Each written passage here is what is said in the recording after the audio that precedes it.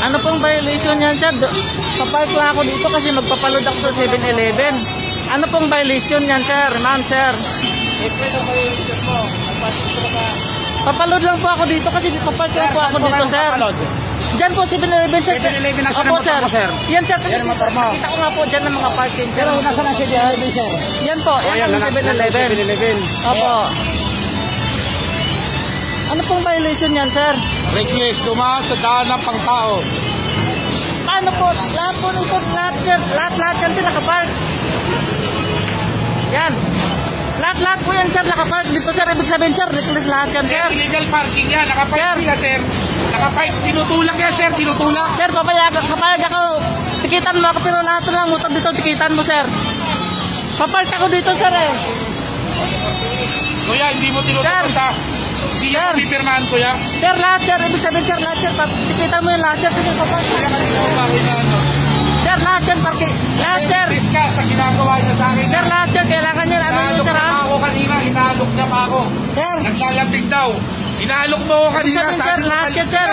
Sir. Dapat ba yung nag-aalok ka? Lahat sir, parking. Nag-aalok sa kanina, nag-aalok. Sir ha? Lahat yan sir, tikitan mo sir. Kasi nagpark lang yan dyan sir. Dapat yan sir, lahat tikitan mo. Nag-aalok. Dapat sir, lahat yan tikitan. Papark lang ako dito eh. Hindi pinayagan. Nagbibidyo. Ang dami yung mga nakapark ko. Ibig sabihin yan, papark lang ako dyan. Tapos hulihin ako. O dapat yan, lahat yan tikitan yan. Sir, tikitan mo ako sir eh. Bakit mo ako titikitan sir? Papark lang ako sir kasi nakita ko yung mga motor nandiyan nakapark. Lagyan mo ng exam. Tapos sa request mo sila. Ibig sabihin yan, lahat yan, nagpaparking yan dito. Ibig sabihin yan, lahat yan, tikitan lahat yan, nakapark dyan. Lahat yan, tikitan lahat yung nakamotor dyan. Magpapark ako ng maayos, nagtatanong ako kung saan ang parking, titikitan ako bigla. Pwede daw po, makuha niya ako sa lambing. Nung hindi po ako pumayag sa lambing niya. Ayan po, nag-video na siya. Ayan o. Nag-iba po yung ihip ng hangin niya kanina. Papark lang ako dito, magpapaload lang ako ng Gcash. Kalapit ng kalapit. Papaload lang ako ng Gcash, bigla niya akong huhulihin. Nakikita po nila. Lahat yan dapat hulihin, dapat yan lahat.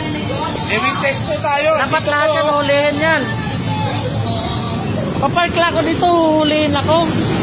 Anong kasalanan ko? Magpapaload lang ako sa 7-Eleven. Papaload lang ako sa 7-Eleven, huhulihin mo ako. Ako yan. Kung may reklamo ka sa uli ko, kuya, may profit tayo, may legal. Papark lang ako, sir. Magpapaload ako sa 7-Eleven. Kuya, hindi ka magpapay. Kung magpapay ka sa 7-Eleven at doon. Opo, kasi nakita ko nga lahat ng ano eh. Ha? Ayaw mo po ulit, sir. Anong violation yan, sir? Sir, ayaw niyo po. Ano pong violation, sir? Ayun, sir, necklace po, tumapo kayo sa sidewalk. Lahat po dadaan dito, sir. Saan ako dadaan, sir? Tatalon ako dyan sa bakod. Sir, ayun o.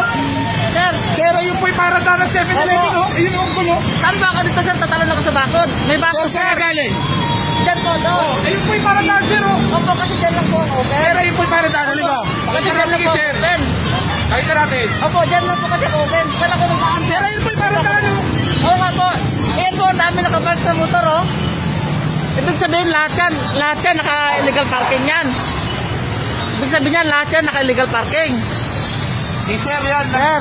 Naglalagay ka nila kayo. Pampalot lang ako 7-Eleven kasi nakita ko yung mga motor nandun nakapark. Opo, doon nakapark yung mga motor. Tapos hulihin niya ako. Bigla niya akong huhulihin. Anong bail? Nagtatanong lang ako kung saan ang bail, saan yung ano, yung nasaan yung parking. Nagtatanong ako ng maayos. Bigla nila akong huhulihin. Ito si sir, nagtanong lang kung saan ang parking dito. Magpapanood ako ng Sir, nagtanong mo saan yung parking, ituhuli ka.